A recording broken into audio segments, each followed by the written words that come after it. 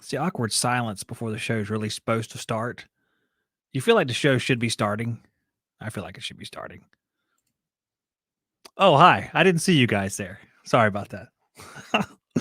How full of crap can one person be? Let's find out tonight together. Welcome back, guys. Welcome back to HVAC Shop Talk. I am Zack Psioda, as the little rectangle says in the corner. And rectangles on the internet don't lie because it's the internet. You know everything is true. Stick around. Let's test the theory. What's up, guys? In the chat, we have everything HVACR. Shannon Knight, who loves biscuits. That's an odd thing to say on the internet, but I'm sure that won't hurt you too much. Hamilton Mechanical, a man that goes by Hambone. That's true. That's actually true.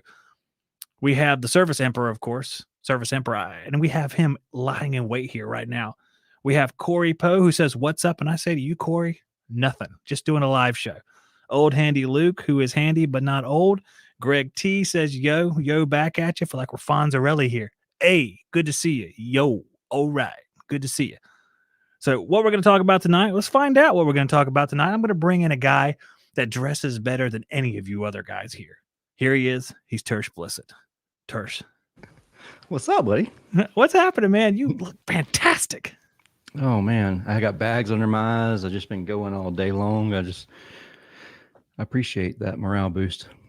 Well, I'm going to tell you something right now. You can't tell because you're far enough away from your camera where the bags aren't evident. If you wouldn't have said anything, the illusion would stand. But as it is now we're all like, I think I can see them. All the guys are there. I do see them now. Yeah. He's very tired. That or the 2 hours of sleep I got last night. 2 hours of sleep. Well, okay, let's start with that. We didn't discuss anything in advance to make sure this was all original content. Why did you only get 2 hours of sleep last night? What's the deal? Oh, man. Sometimes my mind just gets cranking and I can't stop. I seriously do have insomnia real bad. And so if I'm up at 8 o'clock in the morning, we're doing something. We're rocking and rolling. You know, like some business owners that are up at 6 o'clock and they're starting to work and like at 6, 7 o'clock in the morning. Not me. If I'm there at 6 o'clock in the morning, I better move out the way. What happens at 6 o'clock in the morning? Does that mean you've been up all night and you're ready to kill somebody? Probably that, or if I'm up at 5 or 5:30 to be somewhere at 6, I ain't happy about it. So I don't like 6 o'clock very much either. I try not to even talk to 6 o'clock or look at him at all. Absolutely. 7 o'clock is usually my line. 7 o'clock, between 7 and 8, I like to arise at that point during the day. I do agree with you. I used to have a whole lot of trouble sleeping. I mean, I could never fall asleep. I'd be thinking about something, whatever. Like, I'm going to go and make another social media post tomorrow about the podcast, and that'll make me the best podcast. And I'll be thinking about that. And you know what solved that problem for me? What's that? Exercising heavily. I'm very tired at the end of the day now. I'm thinner and exhausted. That's a good idea. I mean, it's very common for me to stay up till 2 or 3 o'clock, and my guys, they're like, "Yep, we know you didn't sleep much last night because you sent me an email at 3:30 in the morning." I was like, "Sorry." Oh, he's like, "You guys, like, I had to quit drinking just to read it." Well, now, what is it about you that does that? Are you like an OCD person? I mean, what's the deal? Is it all business stuff you're talking about? Is this HVAC or is it anything? Yeah. No, it's HVAC related, or running a business in general. And sometimes I'll get into a rabbit hole like we all do on YouTube, but for the most part, it's learning business, implementing things, and creating the next policy and procedure that's just going to solve a problem that was presented the day before. Are you sitting there at night sometimes thinking that you're like one step away from where exactly you have to be? All you have to do is think of that idea. No, You're not that guy. No, I am a wartime leader. I thrive when things are at turmoil, and when things get really smooth and just like, all right, everything's Cadillacing. That's whenever I'm starting another business. Oh, so you like to throw bombs on yourself? Yeah, I mean, I don't want to. If it is working, I don't want to break it necessarily, but I get bored easy. It's probably the best way to say it. Once things are running smooth, then it's like, all right, cool. Now let's move to the next thing. Oh, is that what led you to purchase the second business originally? You were just fired Mhm. up to expand to a new area of life? Yeah, the other business was running pretty much on its own, and it got to the point where I was driving to the office, and I'd get there and sit at my desk, and it's like, all right, I've automated so much of this workflow. I'm bored. And uh, I started the podcast. Once that happened, that's when I really started the podcast in 2017. And then the podcast wasn't enough of a fix, I don't guess. And 2018 is whenever I purchased the other company. I'm putting your podcast link that goes to your webpage in the chat right now. It's Service Business Mastery. Service Business Mastery. You've been the host of that, like you said, since 2017, late in the year. I think Mm-hmm. around September, October is when that September, started. October, yeah, something like that. Yeah. I have an excellent memory. Good. It's because of Blue Collar Roots. I just remember It we all is. started Blue Collar Roots right then. So it kind of took off from there. Yep. So, all right, let's go back there just for a second. We're going to lay some groundwork here because why not? Let's just do it. Why did you start the podcast? Because you were bored. You wanted to expand. In your years since doing that, have you learned something from it? Has it been able to expand your knowledge of business just from hosting the podcast? Oh yeah. Yeah. Not only that, just the networking involved with it in general. Like you and I, we wouldn't be best buds like we are That's if right. I hadn't done the podcast. I'm And gonna tell people before you say anything else. The best time I had at HR, I'm gonna say it one more time, was the dinner we had. The all four of right. us going to dinner. That was my favorite time. I don't care anything about what Mitsubishi released that year. I don't care about refrigerants. I cared about whatever was it maybe Longhorn or something. I think it might It's have either been Longhorn. Longhorn or Texas Roadhouse.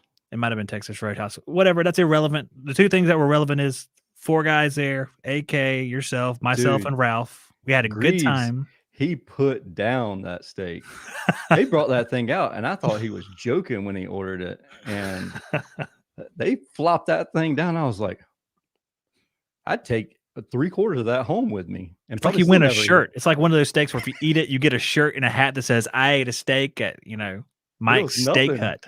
It was nothing to him. He was like eating the elephant one bite at a time. We were It's the just talking, keto. He and got the then keto hunger. exactly, and we just kept talking and kept talking, and then all of a sudden look over and like, Andrew, man, Yeah, you it's knocked that thing impressive. out. It was awesome.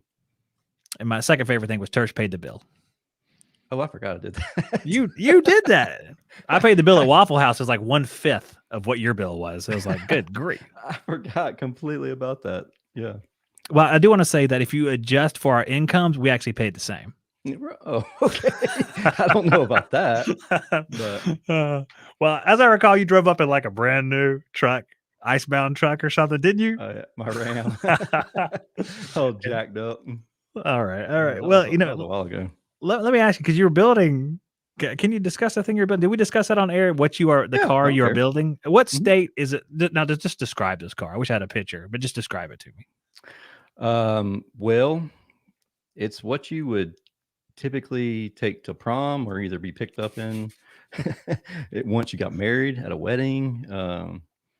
But the only difference is it is on 53-inch mud tires and has F350 axles underneath it and four-wheel drive limousine. And I'm trying to bring this thing up while you're telling the story. it's in the process of having a wrap put on it, one of our Service Emperor wraps. Now, what kind of motor does one put in a vehicle like that? Oh, that one has a stock motor. We just have it geared so that it'll.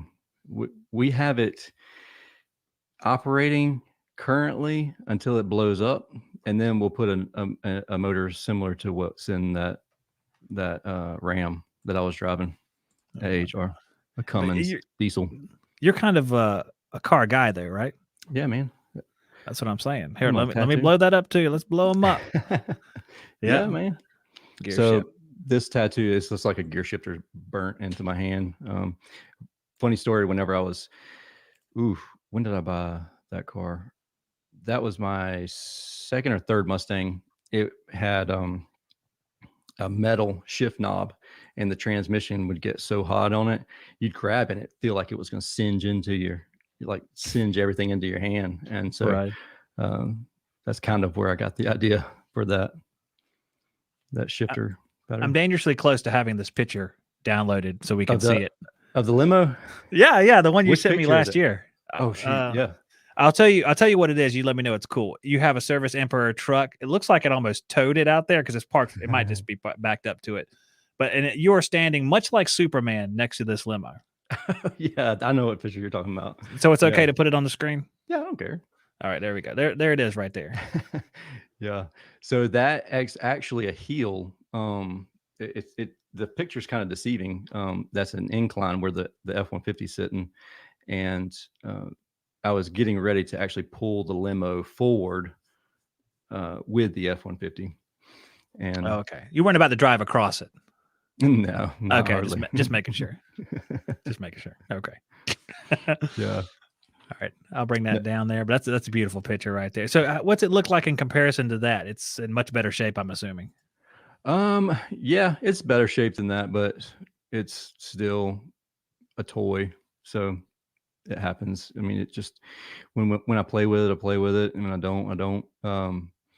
When it's cold outside, I don't like cold weather at all. So if it's like super cold outside, I didn't mess with it very much. But you just don't go outside at all. You just kind of stay inside the house. Yeah, pretty much. Kind of run to the car, and then get in the car and drive to the office. And, yeah, I got you. I got you. Well, the comments. I don't go to the office anymore. You don't go to the office anymore. Okay, so you work from home. Yeah. Okay, so is that like a COVID thing? No, since 2018. So it's not. Why do you do that? Why don't you go to the office and have like a little room where all you guys come in, you give them a great pep talk, they go out and sell a bunch of stuff? Oh, so Service Emperor is 100% remote. We don't have an office. I don't have an intention to have an office until we get well past 5 million, closer to 10 million as of our roadmap right now. Can you tell us where you're at now, or is that privilege information? No, it's not privilege. We're just under 2 million. Under 2 million. I was at 200,000. Okay. We were in 2018, we were at 225,000. Oh, wow. Okay. That's very, very nice. And if you don't mind, we have a question that comes through here. And I don't know if this is kind of a vague thing. It says advertise or have a website. If you have to choose one or the other, I guess is what it is. Well, how do you advertise, Tersh? Let's start with that since we're taking questions here. How do you advertise? Then we can answer this question. Oh, man, we brand 24/7. That's like that limo, it's everything that we do is branding. Honestly, if you're not proud enough to wear your brand out in public, then you're not proud of your brand. Like you need to start over. So maybe you just need nicer shirts, like more comfortable shirts or something. Because some of my shirts are not as comfortable as I'd like to be. And I'm just joking. I mean, do you have like a billboard with your brand on it, or is it just a brand as seen through your company doing their normal activity? Like you're driving the billboard to and fro, sort of thing. Yeah, that is definitely part of it. The vans being wrapped. That's definitely a brand. But also you have to be very careful with that because it's a brand, good or bad. So if your guys are driving like jerks, that's a bad brand and it's a negative impression on the business. If your vans are always dirty, people are gonna assume that you're gonna be dirty when you walk in the house. You don't. You can be the cleanest person in the world, or if you have trash on the dashboard, I mean, they just assume that's how you're going to take care of them. So that's part of your branding, obviously. Social media posts, constantly being on there or scheduling them out, creating referral network. So like we have a ton of people who are just part of the Service Emperor family, basically is what we call them. And anytime somebody has a question on Facebook, they will just tag me, tag Julie, tag the business and say, hey, these are people you need to talk to and they'll take care of you. So once you've created that army of fanatics, basically, then that really helps out your branding because they're branding for you. So you don't have to necessarily pay them anything. You can give them a bird dog fee or a referral fee, but most of them just really love you and they like to help you out if they can. So that's a big thing. Consistency. So like all of your posts on social media, they're going to have a, consistent color vibe or something like that. Okay. Idea going on. So that obviously have a website, create as much SEO as possible. The the problem with like straight PPC advertising versus SEO versus a website, once that click is gone. Whereas the money you put into a website or SEO, it's evergreen typically, as long as you're doing it right. So Yeah. it's always there. Now, evergreen's a lot slower. SEO is a lot slower than PPC. PPC you can have up there in a couple hours. But as soon as you're gone past the ad, as soon as they've clicked on the ad and that budget's spent, that budget's gone. That click isn't going to show up again. So it's really a balancing act between all of it as much as possible. So I was informed by Matt, who asked that question, that he had a prior part to his question that I didn't see, which was before that. So I'm going to put that up on the screen real quick here. It says, I'm an owner operator of a single man operation HVAC company. I've been in business for 3 years. If you had 3 things that I should do to grow my business, what would they be? Currently, I do not advertise or have a website. See, I didn't see that part. That was critical. Mm-hmm. It was critical that I would have seen that. So, do you have a few things that you can tell somebody? Now, his business is a little different. He's a single man company. Is there something that you could tell him for his situation that would be maybe not 3 things, but whatever you have? Oh yeah. So the first thing is make sure your prices are right, and don't be the cheapest guy in town. That's going to be a difficult subject. What you need to do is basically you got to get out of the van, and you need to figure out your roadmap. If it's a 1 year, 3 year, 5 year plan to get out of the van or the truck, if you happen to be driving a truck, and stick to it. You know, one of the biggest hindering factors that we have as being business owners is the fact that we know the technical side of things. We know what subcool, superheat. We know what happens if you don't pull 500 microns, 300 microns. If you don't purge with nitrogen, we understand what happens. So when somebody needs help, it's really easy for us to quickly go provide support to them. Also, what people don't realize is that's an ego thing. What's happening is they're calling you, they can't figure it out. Now your ego has a dopamine hit saying, hey, look, this business wouldn't run without me. You couldn't figure it out technically without me. This is my ego getting in my own way without realizing it. So you really have to be able to say, figure it out. That's why I pay you. And also recognize that nobody's going to be as good as you are. That's one of the biggest hurdles most people who are a single truck operator, they have when they're getting out of a truck or trying to get out of a truck or hiring someone in general, is nobody's doing this as good as I am. Nobody knows this as well as I am. Nobody works as hard as you do. They're never going to work as hard as you do because it's not their business. It's your business. And you have to understand that. And what really helps is whenever you have accountability. People like to be held accountable, as weird as that sounds.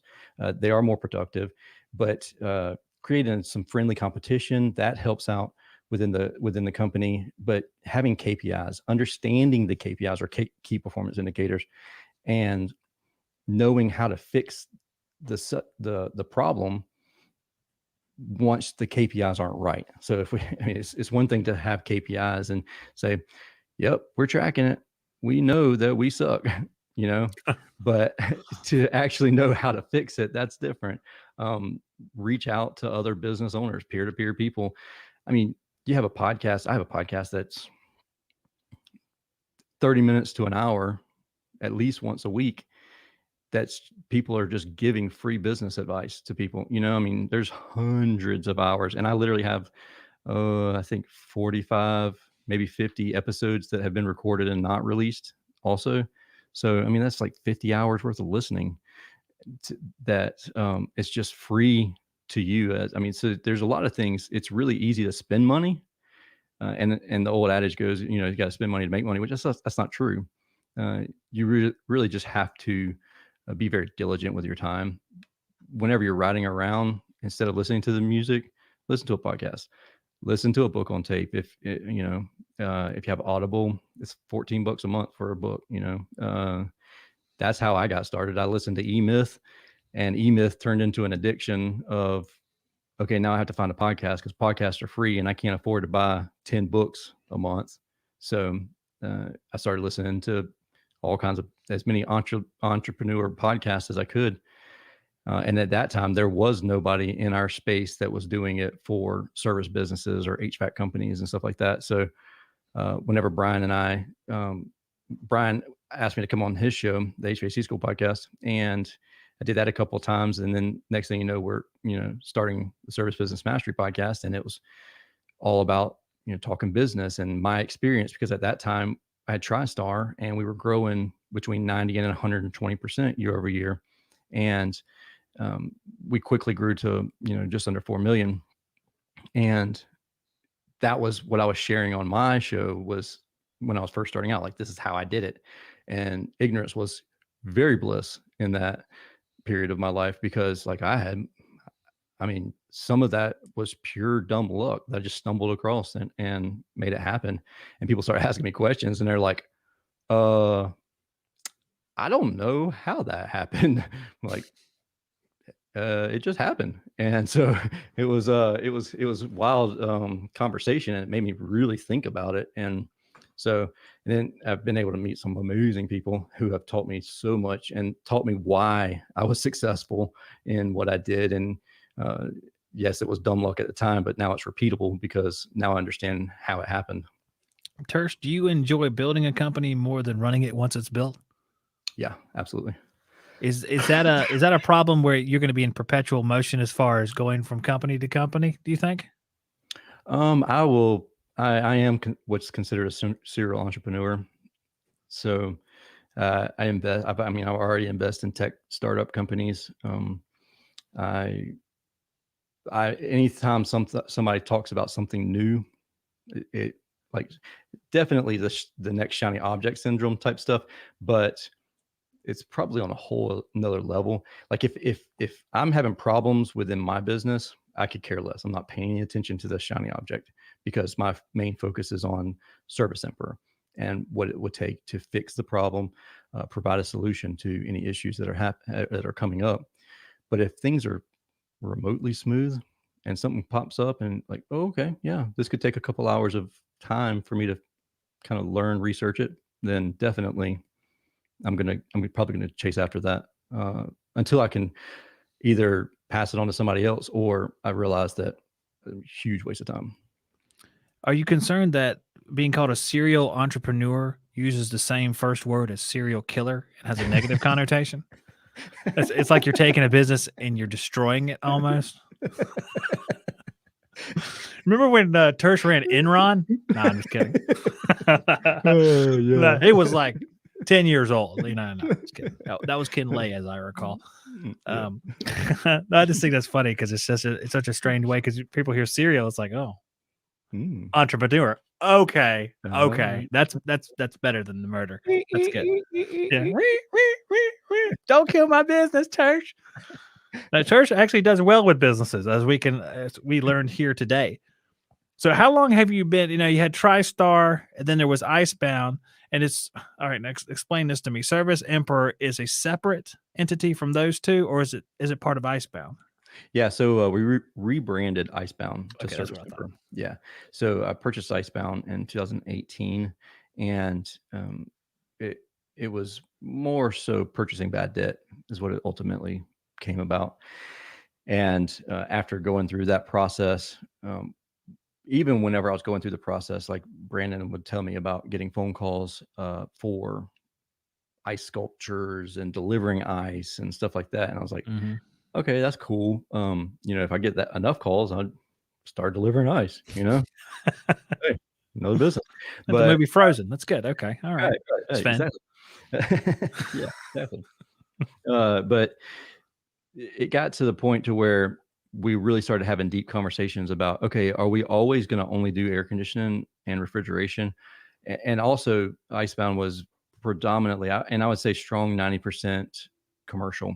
And I knew that in order for us to go the direction I wanted to go, we were going to have to go residential and start offering high-end equipment or higher-end equipment than just like your base model Heil system. 14 Series, that's not our target market. That's not our target avatar.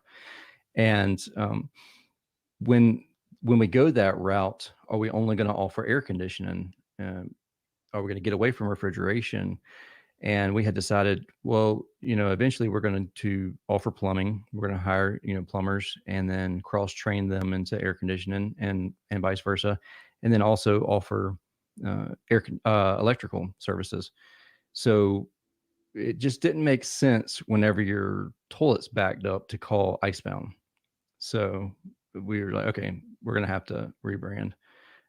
And it just kind of morphed into, okay, let's start the rebrand process in 2019. And it was a slow process because of me. I mean, because I'd find something else to deal with, and rebrand wasn't very appealing to me. It just didn't sound like fun. And then all of a sudden 2020 comes up and I'm like, okay, fine. January 1, 2020, Julie pretty much put her foot down. She's like, all right, if we're going to rebrand, we're going to rebrand that day. I was like, okay, fine. And so we did. And we're in the middle of networking because I'm also the president of the Small Business Chamber in Savannah and on multiple other boards. And then all of a sudden we couldn't do any more in-person networking and we rebranded. So a lot of people, I mean, the clients that we did have, they're like, oh, I thought you went out of business. Icebound wasn't, when I Google Icebound, it does redirect to a Service Emperor website, but we just thought it was a mistake. We thought, we didn't the know internet made a wormhole that accidentally went down. Exactly. I like to say one thing that, those of you who look at Tersh now and see how sharp he is, and he is very sharp, like a fine knife or Ginsu, if you will, before the show. And this is, again, praising your wife as well, because when Tersh appeared on the screen before the show, he was wearing a Led Zeppelin t-shirt and cut off jean shorts. And his wife, Julie, came in and took his hand. He led him away. He was gone for a couple of minutes. He came back the way he is now. Yeah. I just want to put that out there. So, I mean, without Julie, he's just like a Joe Dirt character, spouting off things like KPI that just skill people. I had my hair was all, I mean, my mullet was there. She made me shave and everything. It was quite the transformation. I thought we were on some kind of reality TV show, and Tersh won. Whatever they were going for, he won the grand prize. I just wanted to joke because you can tell that beforehand Julie was on there, and you can tell she's a huge part of helping you out, keeping you straight. Because like you said, you are, I don't know the best way to term this. If you're staying up all night and you're that intense about it, it is nice to have someone to refine that intensity. And my impression is that is Julie. Absolutely. Yep. So without her, you would probably be sitting in the middle of a crater right now going, they just pushed me, man. They pushed me, man. That's kind of funny. Tersh, I had all these comments for us to answer, and pretty much a whole show's elapsed already without answering any of them. But I know time flies when you're having fun. But I don't want to go to the chat for a second because our friend HVAC with Greg, who was in school for HVAC, has passed his 608 exam, universal. Go you. And he also said, hold on, he said, I passed it the first try. Oh, that's and he's spiking the football there. So, it's good. Look at those luscious locks of hair. Oh, yeah. What are you talking about? The Lego man? Yeah. HVAC with Greg has a Lego figure as his avatar, which is less menacing than my buddy, which I call Icon a lot of Bagataga, because he had a name that was long and I just slaughtered it on purpose. There's his, which looks like a biker gang. Yeah. He says, "What's up?" And I don't think we have any questions. Let's see here. Well, Luke says steam heat rules, and he's wearing a gas mask and his avatar. So I don't know what to do with some of y'all's avatars. I don't know if you're in street gangs or what, or expecting the apocalypse, which may or may not happen. I'm sure people are reading biblical stuff in the coronavirus. I don't think we're there yet, but okay, that's fine. Yeah. Imagine the Spanish flu people. They probably thought they were there too, Yeah, pretty much. And the plague people in the medieval times. Hey, we're going down the wrong way. Let me turn that around. Okay. Go down the wrong way. Let's bring up a comment here. That'll do it. We'll bring up a comment here. Let's see what the first one we can pop up here is. Okay, the first one was from one of our previous episodes together a couple of years ago, although Chance came along later and made this comment. Says, I would never worry about a customer leaving me. If your service is good enough, they ain't going anywhere. So is there any issue with that statement, Tersh? Never worry about a customer leaving you if your service is good? Because it seems like we've had these conversations that if your business revolves around your service ethic and ability, it doesn't necessarily mean your business is going to flourish. Our podcast was about that. And I saw that it came out too, which I was ecstatic by. It's like I saw it, like I was scrolling down for the show. It's like, I'll be daggone the podcast didn't come out. It's like, because it's been a while. I was like, I know we said he's had a backlog, but I completely forgot about it, if I'll be 100% honest. Well, that frankly, that hurts my feelings, Tersh. Let's just answer this question then. So what do you think of it? Is he off base? Because to me, when I read something like that, I think that that might be in for like a rude awakening. Yeah, that's a tough one. If you provide good service and you're always in front of them, then yeah, they're not going anywhere. But it is very easy for them to forget about you. Because unless you have something that differentiates you from everyone else, if you have something that makes you stand out, like I have a buddy of mine up in Warner Robins, Macon area, the two brothers, and they have a company called We Care Heating and Air. It rhymes. It makes sense. Not to mention all their vans are pink because they give a portion of it back to breast cancer awareness and stuff like that. So like they stand out. Like that is something that's very memorable. And if they also provide good service at the same time, yeah, I could see them, staying in front of you. Okay. But the problem with that is most of us aren't. If you look, just go to a supply house and tell me how many of those white vans have either blue or red writing on it. I mean, seriously, if you go there and that's the case, what makes somebody remember you over someone else? And especially if we're wearing the same gray, uniform, or blue, just typical uniform. Like, how are you standing out? And typically, if you do stand out and you're in that scenario, it's in a bad way. You done stepped through the ceiling. They remember your name because you stepped through the ceiling. You know what I mean? That's funny. So, being in front of them constantly, and I don't remember the entire context of what his response, the comments about, but you need to make sure you're constantly in front of your clients and you're doing business completely differently. Like Jesse Cole, he wears a yellow tuxedo around everywhere, and so it's like, he stands out. Everybody remembers him. So maybe like it may come off like kind of gimmicky, but it does the job, is what you're saying.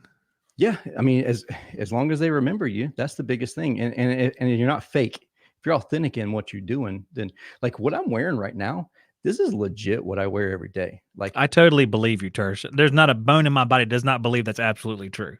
Like, I literally have 6 black suits. And I'm usually instead of a white shirt, I'm wearing an orange shirt typically, because that's our brand colors is orange and black. And when I'm going on a job site with the guys, like I take selfies on the roof and I'm wearing this.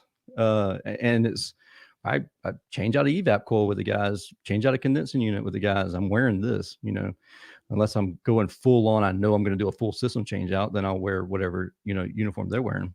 But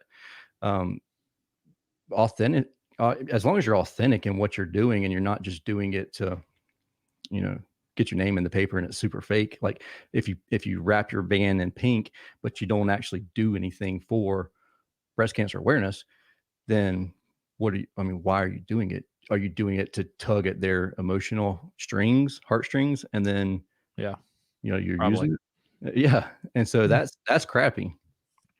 Yeah. Well, it's for some reason, and I know this is me overthinking it. If I saw somebody in like an orange, let's say an orange tuxedo or something like that, I know you're talking about the orange shirt, but like the other guy with like the yellow tuxedo or orange tuxedo or whatever, I think he's doing that with a purpose. I mean, there's an idea behind that. Nobody's go-to dress uniform is an orange tuxedo. Yeah.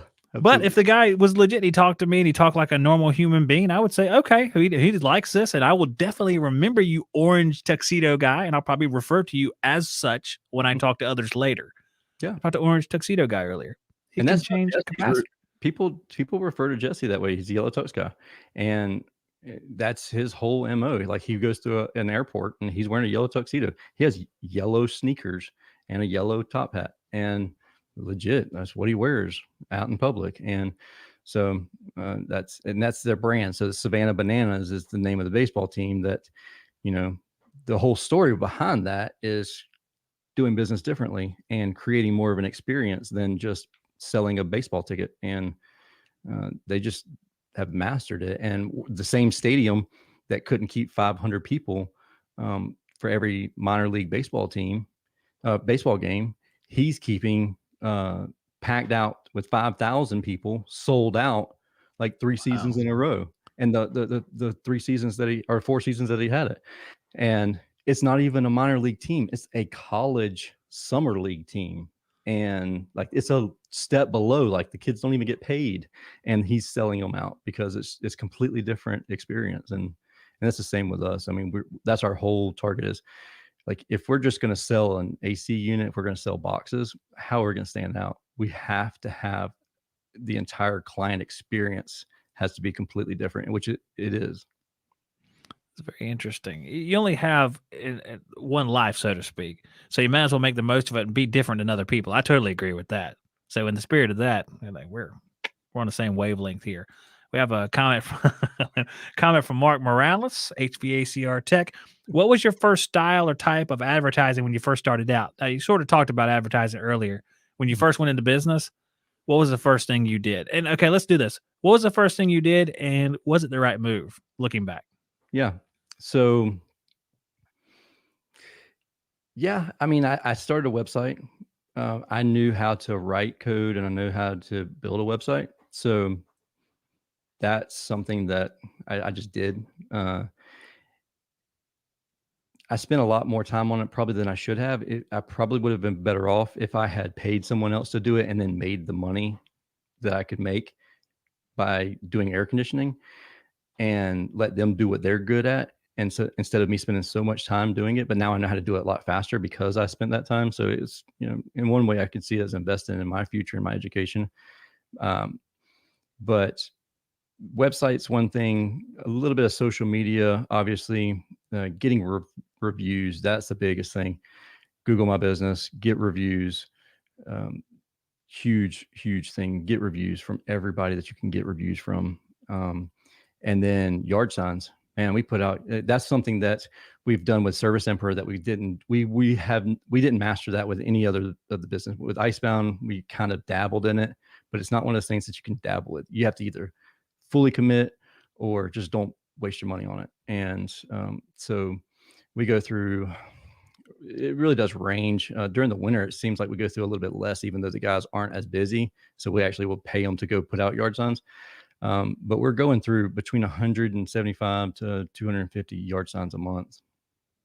Wow. And we say you pay guys to go out with yard signs. Are you just going to every job you've previously done and putting a yard sign on it? Or are you just going everywhere and putting yard signs like you're running for office? Yeah, like we're running for office. Okay. All right. So we got shut down for the hurricane last year. And was it last year? Year before? Yeah, I think it was last year. And Which hurricane? I don't know. Right. Well, we get a lot of hurricanes. Right. Yeah. So it shut us down. It shut our city down. They had lockdown orders. So basically you couldn't enter and exit the city, but most people don't live in the city. Most people live outside the city. So our guys had free reign of the city. Like you go through an intersection, I mean, that's normally 4 lanes wide, and they'd be the only car there or the only van there. So they legit went to town putting yard signs in medians and everywhere. I mean, people came back to Savannah and it was like, there's signs everywhere. Like, what happened here? So it didn't last long. The city took them down, or we got a few phone calls and from city officials. And, Well, they're not going to put you in jail. So, I mean, they'd be like, they'll fine you for it. Oh man, a fine. They're going to make you pay that too. But no, it was all fun. I mean, it was good. That's one of the biggest things. Like when our guys literally will send me pictures of another service technician on the, like, a few blocks down putting out a yard sign while they're putting out a yard sign. Like they'll compete, because when they do put out yard signs, one of the requirements that I have, it's not really a requirement. It's kind of more of a internal competitiveness within our organization, is they take pictures of it and share it in our group communicating. We use Slack to communicate internally. And so they really are just constantly putting pictures up and then putting their van behind the yard sign so that we know they didn't just ride by and take a picture of a yard sign somebody else put out. It's their van that you're putting it out, and then they'll like actually show them putting it out. So it's cool that you'll come to a 4-way stop and there'll be a yard sign at every one of the stop signs. So is that not true that you have them do that, make those pictures so that when the police do call you, you can say that it was this guy who did it and you have a picture of it? Shh. Yeah. Secret's out. They're not watching. It's fine. Let's take a look at another comment here because we're going to be running out of time here in a second. Starting a new HVAC company, customers and insurance, and our buddy Chance went on multiple comment spree here. So let's go ahead and answer. Well, we'll see. This looks like a doozy. I would love for you to talk about building a company based solely off maintenance agreements. I think that if a business is built off of that, it can survive damn near any recession, slower to build, but it's a better business. First of all, do you agree with the statement? Ooh, yeah. So this is kind of similar to the last statement that Chance made. I'm sure that what Chance means, the way he's describing this, yes, that is very, very much so. Now, I've heard of businesses that have 20,000 maintenance members, but not one of those maintenance members has paid for the maintenance agreement. So we're assuming like everything's apples to apples. The maintenance agreements that he's speaking of are people who basically, they paid $250 or $199 to come out twice a year to clean the systems. Mm-hmm. And yeah, I mean, you get 4,000 of those and you figure I have 2,000. I'm not going to try to do the math in my head right now, but you come into the year and saying I got 4,000 clients that are paying $200 a month. I mean, $200 a year. You instantly know that you're going to make a certain amount of money, so then you can start budgeting things in on that aspect. I wonder how much money that is for Tersh. Well, I'm not a mathematician, so no, I'm just kidding. But it also goes into another thought process. Are you getting all that paid up front, and then it becomes a liability where on your books, you have more money than what you actually have because you have 4,000 times 200, and you've only done 4,000 of those visits. You still owe another 4,000 visits. So then it's a liability issue. Or are you collecting it monthly? And that's good too, because then during your quote unquote shoulder season or your slowest time, you still have $14.95 or whatever it is coming in every single month per like times 4,000, so you have that little cushion built in too. So it's really how you want to think about it. And then also if you have, call it 10,000 clients or maintenance members that didn't pay anything, but they did give you their email address. They did give you authority to market to them. Now you can just stick all those people into a drip funnel and you're constant, as long as you know what you're doing, and you're marketing to them, retargeting to them. It's, people that they're coming to you, they're going to see your information, and you don't have to pay Google to do it. And you don't have to pay, Google for PPC or Facebook for ads. You have these people who are super targeted, hyper targeted, because they've already signed up for your mailing list. When you guys go out and sell a maintenance, do you take payment for selling that maintenance at the time, like you're on a service call? If you say, would you like to buy a maintenance from us where we'll come back in the spring and the fall and we're going to make your life perfect? Whenever they say, yes, I would love to do that, my life is imperfect, do you get their money then, or do you get it at the first maintenance? No, upfront. So you get it up front. So you're paid for that before you had to go out there the first time. That was one of my questions. I didn't know how many people would be out there, and if they didn't do it like that, would say, oh yeah, sure, just to get you to go away. Because if you didn't charge them right then they would easily say, okay, yeah, sure, call me back later, and then my phone doesn't work. Well, it's not only that too, because they can just, as soon as you leave, just say, hey, give me my money back. You haven't performed the services. So, I mean, they don't owe you the money technically. Now, if you give discounts to maintenance members, so say it was I'll let you use your calculator to do this math, but let's say it's $1,000 ticket and you give a 15% discount if they signed up for your $199 maintenance. So now it's $1,099, and then you took 15% off of that. How much is 15% of that? Was it $1,099? I mean, 1,199. Actually, you know, 1,199. Yeah. stop. It's just do $1,000 times 15%, because I wouldn't discount the $199 maintenance. You know, All right. So we're gonna do 1,000 times 15%. Mm-hmm. Did I just write a million? This is really bad. This is the lull time where we had to $150, I guess, is we're talking about 15% of 1,000. So We should have been able to do that without the calculator. Yeah. Well, you got the maintenance agreement for free, essentially, you know? And so then any other repairs in the future are for free. So then if they call back and said, hey, I don't want you to come back out here now and do it. Okay, well, you're going to get what, $40 back, because your discount is void, because you canceled your maintenance agreement, and you only signed up for the maintenance agreement because you wanted the discount. So that's what you have to kind of be careful of. Those types of scenarios. Most of the times, whenever we're selling the maintenance agreements, we're performing the first visit right then. It's not super common that we're going to be doing a future maintenance agreement as the first visit, but there are times when that does happen. We actually sell 3, 5, and 10-year maintenance agreements, and so I mean, and it's pretty common. I would say it's so common that they're almost an equal amount of our clientele have all of those. 10 years. Mm-hmm. Okay, what spurred that thought? Because 10 years, that's a decade. A lot of stuff happens in 10 years. How do you sell that to somebody when they're like, how do I know if I want you to be here in 10 years? How do I know your company's going to be here in 10 years? Well, part of it is it's a selling feature for them when they're selling their house.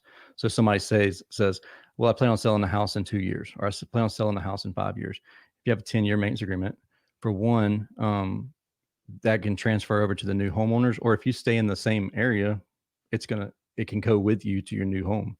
The other thing is, as everybody should, our prices will increase, 7, 10, 20% every year.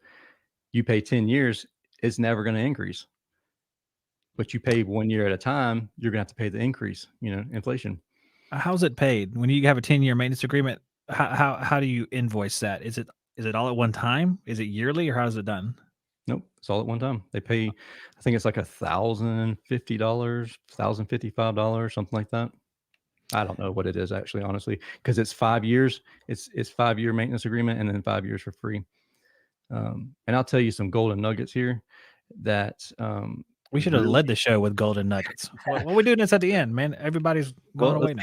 Hanging out here. There's 30-some people. All right, cool. So and this is something you have to wrap your head around as a marketer, not as an HVAC guy.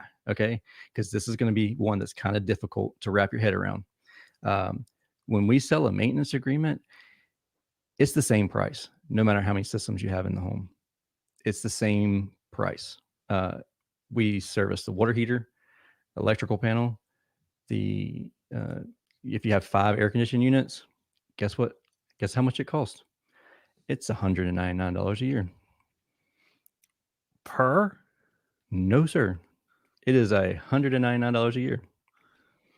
All right. Wow. Now, how does that work? Because you're going to be there for. Okay, I'm sure you're about to explain it. Let me just be quiet. Go ahead. No. I want you to tell me what you think. Well, first thought is that doesn't make financial sense to me, and I'm sure that's the debate you put out there, and I'm sure that's what people would say. Well, how are you going to do 5 systems for $199? The tech, you're going to say, get done in 10 minutes. You're going to look at 5 units and go, what now? I mean, how does that work? And so we pay flat rate too. So, and we pay our service experts $40 an hour, $35, $40 an hour, and pay flat rate. And I pay 1 hour per unit, plus a 30-minute travel time, which our travel time is less than that. So they actually make a little bit more money than that. So, but they get paid an hour per unit. And so they have 5 units. They're getting paid 5 hours at $40 an hour plus overhead expenses. It rounds up being $95 an hour, fully loaded labor rate. So you're doing that math, and you're thinking to yourself, all right, so it costs $500 to break even. And that's assuming you didn't use any coil cleaner, you didn't use drain tabs, you didn't, algae tabs, you didn't use any indoor coil cleaner, you didn't use anything to wash the equipment on, your gas to the drop. Like you're going in losing money. But I will tell you, how many times have you gone and worked on 5 pieces of equipment and you didn't find one problem at all? It would be a special situation if there wasn't at least one or more than one. Typically, if it's 5 systems. Yeah, exactly. 100%. Not only that, how many times have you gone and worked on 5 systems and you have tested the airflow in the whole house? And here we have flex duct everywhere. You have a ductboard plenum typically, and then a main metal trunk line, and then flex off of it. Typically, that's what they are. Some of them will have a 14-inch flex to a spider box and flex everywhere else. Oh yeah. And so you see stuff like that, and you start balancing airflow. You start looking at, okay, what's going on here? You got rooms that are hotter or colder. Now we need to go in depth balancing airflow. But if we're checking, if we're measuring with a flow hood, when you're just going around, all right, that doesn't make sense.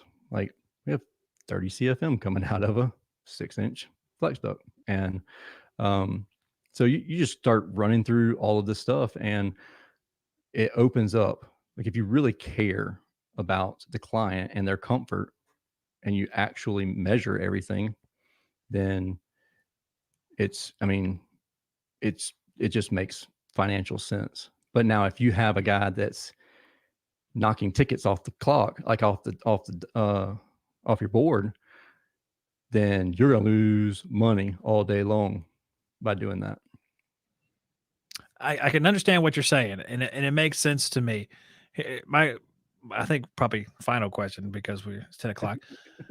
Final question. We're going to stay in this subject. How did you arrive at that decision? Because if you hadn't seen it play out, where you see the return on that seemingly that loss at the beginning of the cycle, how do you know that you're going to try that?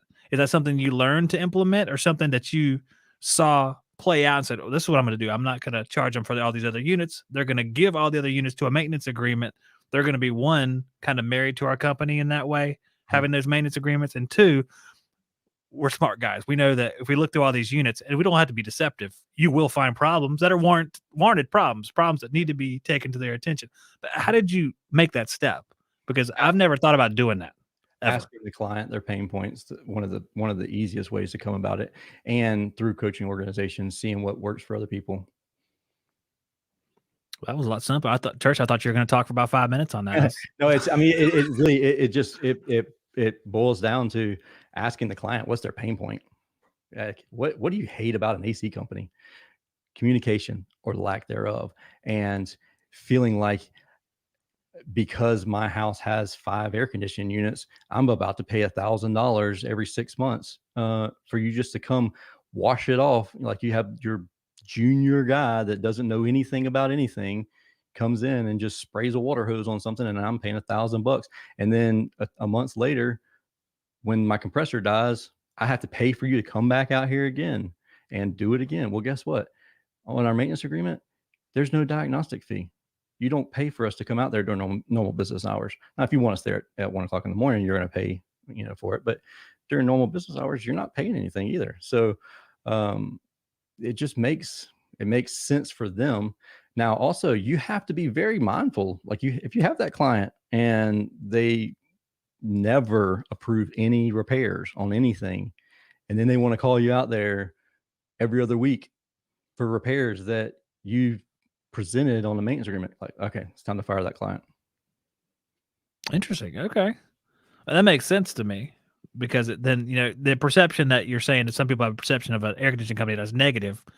So we have perceptions of those clients that are negative. That goes both ways. Yeah. And so that's the customer that you would actually say, forget about this. This is somewhere where it's going to lead us into an area we don't want to be. So you'll get rid of that guy. How do you, there's one last question for real. Now, how do you do that? You just cut ties with them? You call Yeah, them up you and say, say, "Hey, "You look." suck. We'll never see you again."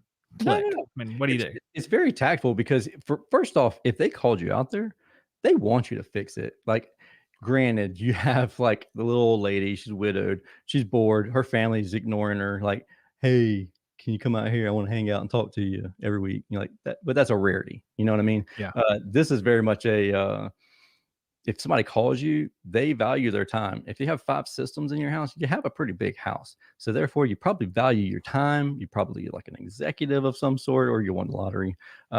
But then they're not going to just want to come hang out, like take off work every couple of weeks. So they since they value their time, they're typically going to want to repair things, unless your service tech just didn't build the value in it at all. And then that's a coaching thing that you have to deal with within your organization. But if you start going out there a couple times and they haven't approved anything, and they call you back for their free diagnostic or free consultation fee, then you just have a conversation with them that, "Hey, look, it doesn't look like you actually want to repair the systems. You're just calling us out here to hang out, and it doesn't really seem like it's going to be a good fit between the two of us. Here's what we have for a this is how much labor we have involved in the situation already. This is how much you've paid. Um, we owe you this amount of money as a parting ways, and just call it a day." Or, "Hey, look, we've provided you with way more labor and materials and service than what you've paid. So, you know, we're going to part ways." And the worst thing in the world is when you go back out there to do the diagnostic or the maintenance the second time, and all those repairs that you quoted have been repaired. And then you're like, I'm not a fan of that one at all. nope. Especially if they're getting the cheap or free maintenance, basically, for them to have their handyman do the repairs. And then it's like, okay, we're cutting ties right now. But you have Yeah, to have good record keeping of it. You know, like, if you have to use a CRM that captures photos and captures those estimates, and the next time the service expert goes out there, or service technician, they're like, "Hey, last time we were here, these are the estimates we provided.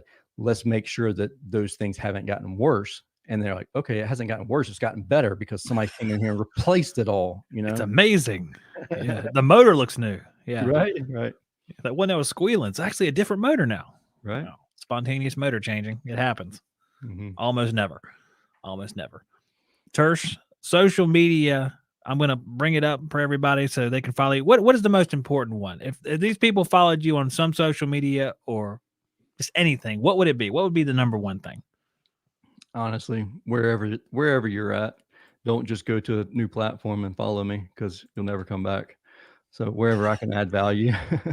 If you're always on YouTube, connect with me on YouTube. If you're always if you like listening to podcasts, then just go to the website and sign up for whatever podcast catcher you're using. Just sign up to subscribe there. So I'm putting the podcast up right now. And then I'm going to follow this with your Facebook group. I'm going to write this in the chat here. So if you're listening to this after the fact, you can just go over to the live chat that played before. And I'm just going to put Church's FB group over here because I type poorly. Here we go with that. And the final one will be, let's see, we have the YouTube channel. I already put that down there. Yeah, I did. I actually put it under podcast. Well, that's great, Zach. Way to go, man. good job, So Zach. this is the real podcast. Yeah, when everybody follows you and they're like, this is not the right link, Tersh. This is the podcast, the last one right there. You see it underneath the Facebook group. So, Tersh, you need to go to bed. Okay. You need to go sleep. Okay. So whatever barbiturate or like from Scarface, go have a Quaalude and go to sleep. Whatever it takes. I'm going to talk to these people for a few more minutes on my own, but I'm going to say thank you for coming by. It was a lot of fun, and I'm sure we'll see you again really soon. Yeah, thanks for having me. I appreciate it. No problem, Tersh. I'm going to let you go. Goodbye, Tersh. Give the thumbs up, peace sign, and he is gone. Gotta love Tersh, man. He's awesome. So he's been on the show several times. It's been a lot of fun. Guys, I'm going to take a quick break here. We're going to come back, and I'm going to give you a few parting words along with some ideas that I have. So stick around for a few more minutes. Don't leave yet, as you would the guest being. Don't leave yet. I'm going to discuss a couple things with you, and I'll be right back with that. The NP4 DLM cordless vacuum pump from Navac features a high-performance lithium battery capable of up to 1 hour of continuous running time. Weighing a scant 15.4 pounds, this unit is exceedingly efficient and, for technicians, easy to carry and store. The NP4 DLM's twin-cylinder operation provides high vacuum down to 15 microns. To save 8% off this product when you purchase, go to TrueTechTools.com and use our Shop Talk discount code.